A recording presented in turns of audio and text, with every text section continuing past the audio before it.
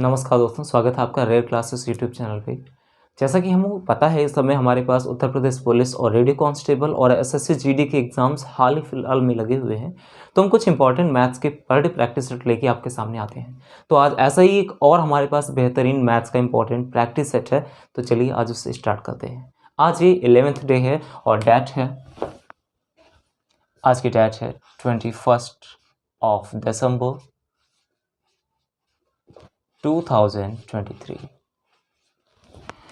तो कहानी की स्टार्ट करते हैं आज हम पहले अपने क्वेश्चन से। और पहला हमारे पास क्या दिया हुआ है क्वेश्चन, पहला क्वेश्चन हमारे पास दिया हुआ है रुपये 1000 रुपये 2 वर्ष में, 1000 रुपये जो है 2 वर्ष में 1144 रुपये और 90 पैसे हो जाते हैं।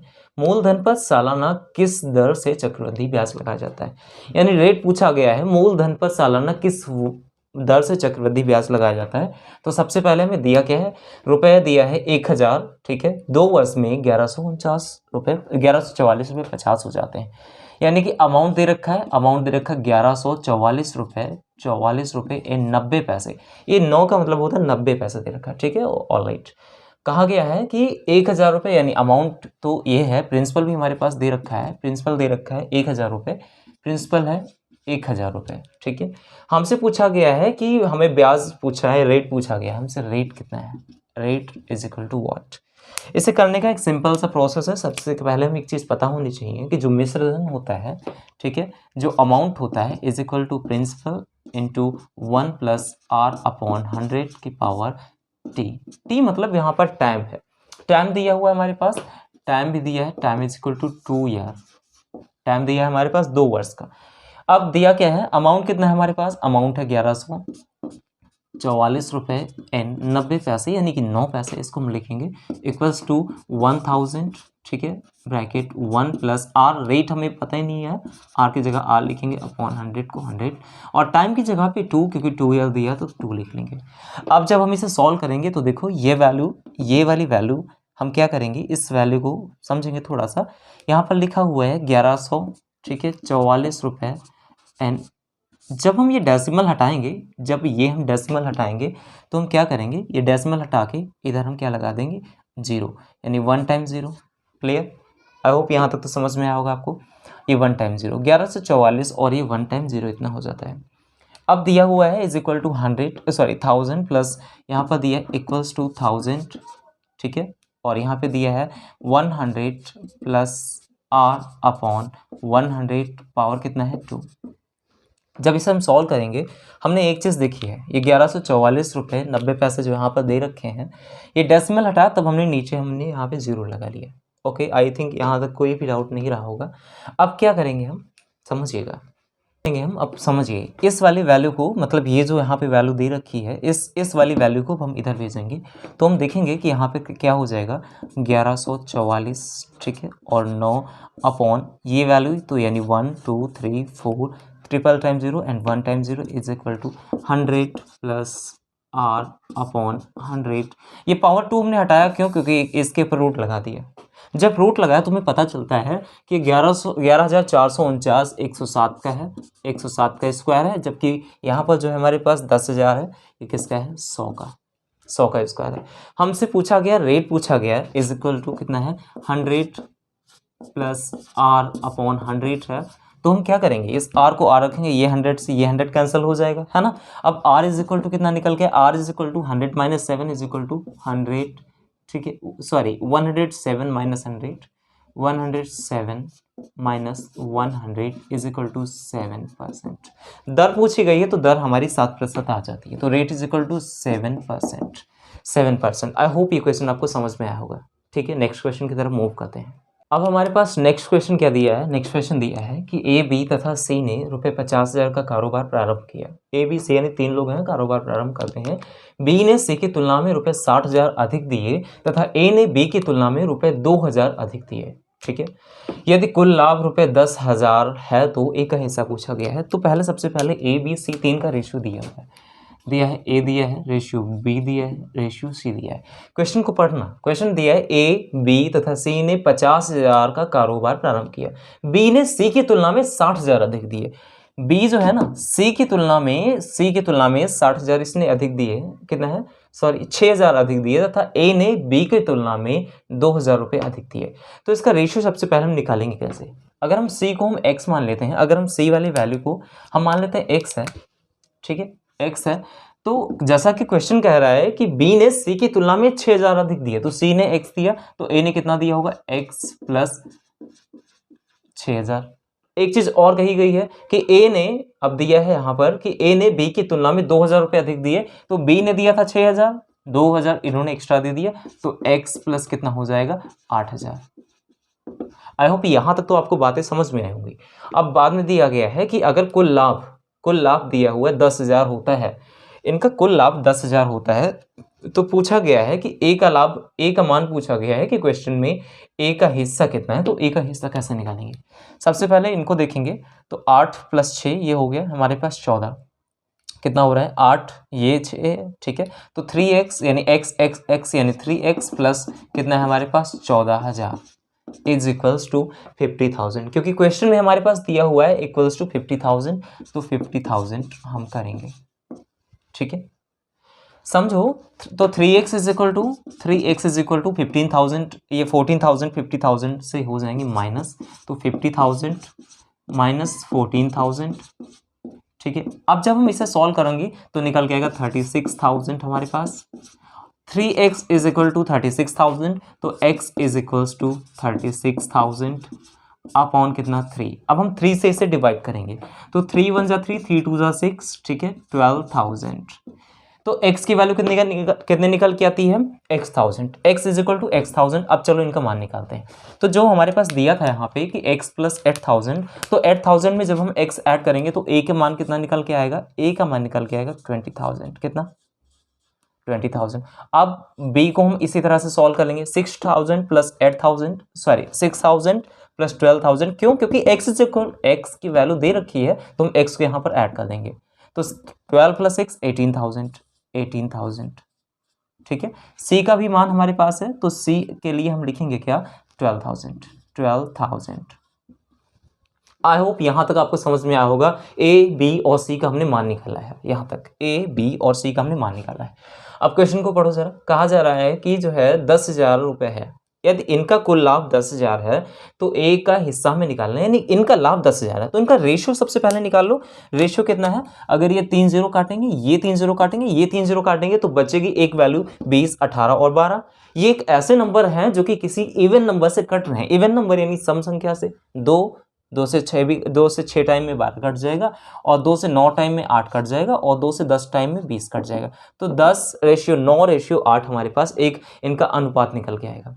अब क्वेश्चन में कहा गया है हमसे कि 10,000 का इनको लाभ होता है, 10,000 का इनको लाभ होता है, तो ए का हिस्सा पूछा गया है 10,000 के लाभ में। तो 10,000 का जो लाभ होगा ना, 10,000 के लाभ में ए का हिस्सा, तो ए का हिस्सा है 10 का, ए का हिस्सा है 10 है, लेकिन तीनों का हिस्सा कितना है, अगर तीनों की हम बात करते हैं तो 9 6 15 और 10 25, ठीक है। क्या निकल के है 25। x हम यहाँ पर मान लें, x एज्यूम कर लें, तो 25x हमें दिया है कि 25 की वैल्यू दे रखी है 10,000, 25x इज इक्वल टू 10,000। तो यहाँ से हम 10x is equal to 10x की वैल्यू निकाल सकते हैं। तो 10,000 divide by 25 and multiply by 10, multiply by 10, 25 1 25 and 4 100, 0 0, तो 400। अब 10x की वैल्यू कितनी निकल गई, 4,000, कितनी आई है 4,000।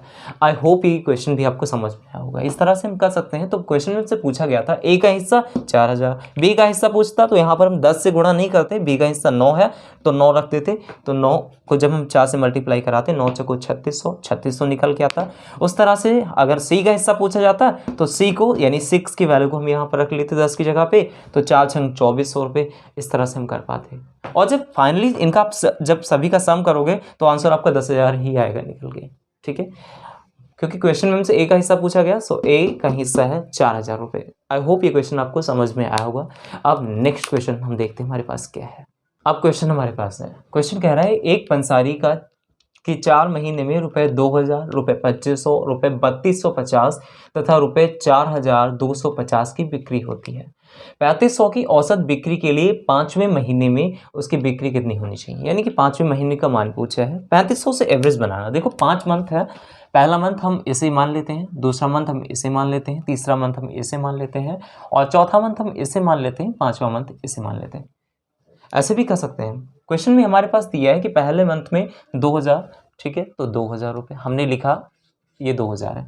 नेक्स्ट मंथ में उन्होंने कहा है 2500, फिर 3250, तो ये हो गया 2500, ठीक है। फिर दिया है 3250, 3250, फिर दिया है हमारे पास में 4250, 4250, फिर दिया है हमारे पास में, दिए नहीं, फिर हमें सॉल्व करना है। हमने इसको एक्स कंसीडर करते हैं। सबसे पहले समझना एक चीज़ बेहद ही इंपॉर्टेंट है कि हमें करना क्या है, इनका एवरेज निकालना 3500। तो अगर ये देखें तो 3500 में ये 1500 कम है, ये देखें तो 1000 कम है, ये देखें तो कुछ वैल्यू कम है, उससे 250 से वैल्यू कम है, ये देखें तो इतनी वैल्यू ज़्यादा हो जाती है 750। इनको चाहो तो ऐड करके आप माइनस कर सकते हो, सभी 3500 का एवरेज बना के हम कर सकते हैं। लेकिन सबसे जो जरूरी बात है, अगर हम इनका सम कर लें, अगर इनका हम सम कर लें तो भी हम कर सकते हैं। इनके सम करने से कैसे करेंगे, क्योंकि क्वेश्चन में हमसे क्या कहा, बात सुनिए जरा फिर से, कि एक 2000, ठीक है, 2500, फिर 3250 दे रखा है हमारे पास, उसके बाद में 4250 दे रखा है, और उसके बाद में हमसे कहा गया है कि 3500 की औसत बिक्री के लिए 5वें महीने में हमसे पूछा गया है। तो 3500 की जो औसत बिक्री होगी ना, तो 3500 की 5 महीने के लिए, ठीक है, फॉर 5 मंथ्स इक्वल्स टू कितना हो जाएगा, 3500 गुणे 5 इज इक्वल टू 17,500।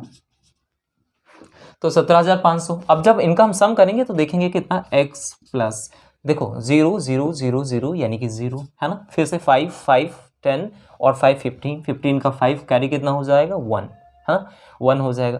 फिर देखेंगे 2 + 1 3 4 5 जस्ट 1 मिनट, हम इसे फिर से कैलकुलेट करेंगे, 0 0 0 0 यानी कि ये हो गया 0।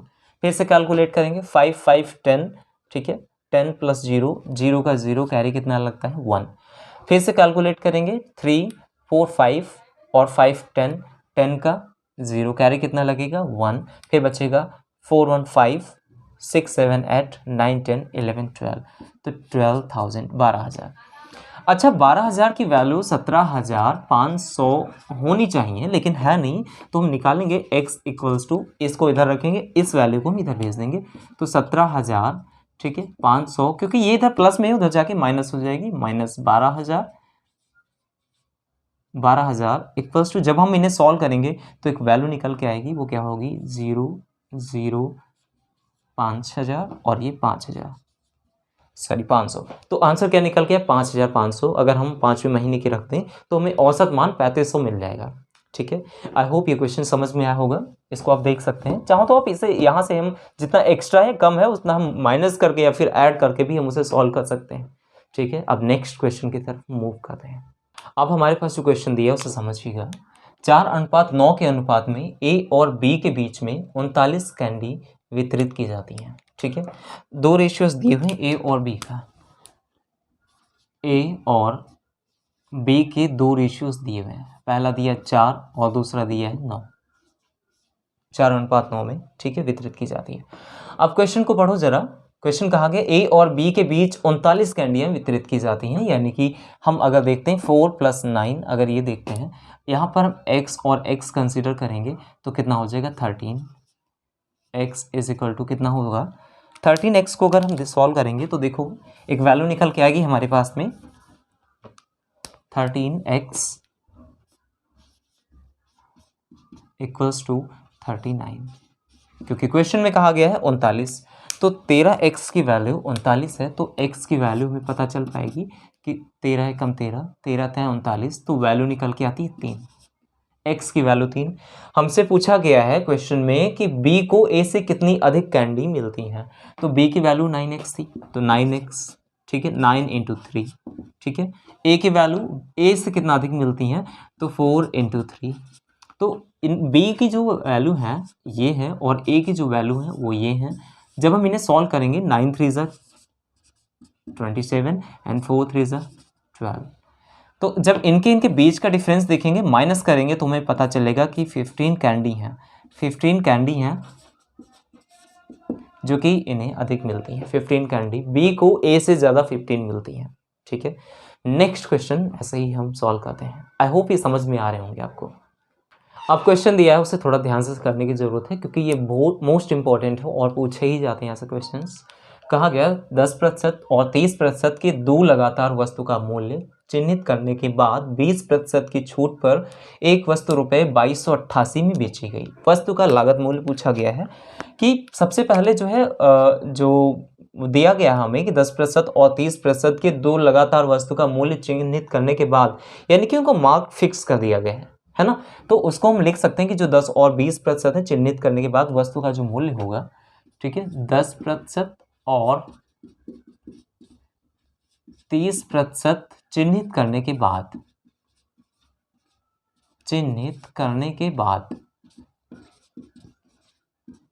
जो मूल्य है हमारे पास दिया है कितना है कि 10 मूल्य है दिया है और उसके बाद में 20% की छूट उस पर दी जाती है। उस पर 20% की छूट, माना कि वो जो मूल्य है मूल्य को हमने x कंसीडर किया, तो हम क्या इसको बोल सकेंगे कि x को हम मल्टीप्लाई कराएंगे किससे, 10%। कोई भी चीज़ अगर इंक्रीज होती है तो प्लस, अगर परसेंटेज में इंक्रीज होगी तो प्लस होगी, ठीक है, अपॉन 100 इंटू 30 यानी 130 अपॉन 100। अब कहा जा रहा है कि 20% की छूट दी जाती है। अब इसी पर 20% की छूट, मैंने कहा 20% की अगर छूट दी गई, यानी कि 100 की रही होगी चीज़ और 100 की चीज़ को अब हमने 20% छूट देके 80 में बेचेंगे। ठीक है, तो 80 में हम उस चीज़ को बेचेंगे, यानी कि ये चीज़ हो गई 80 की अपॉन 100। अब क्वेश्चन कह रहा है जो इसकी वैल्यू है, इसकी जो सेलिंग प्राइस हमारे पास है 2288 है, 2288। अब हम इसे सॉल्व कर लेंगे। एक x into 110 upon 100 into 130 upon 100 into 80 upon 100 is equals to 2288। I hope ये चीज़ आपको समझ में आई होगी। अब हम इसे सॉल्व करेंगे तो ये ज़ीरो से ये ज़ीरो, ठीक है, फिर इस जीरो से इस जीरो को एलिमिनेट करेंगे। कुछ और सॉल्व हो रहा है तो इस जीरो से इस जीरो को काटेंगे हम। फिर एक चीज़ देखेंगे कि 11 की अगर हमें टेबल आती है तो हम 11 से इसे ईजिली कर सकते हैं। 11 एकम 11, ठीक है, 11 दूना 22 और ज़ीरो लगाएंगे, 11 अट्ठे 88, तो ये सॉल्व हो जाएगा।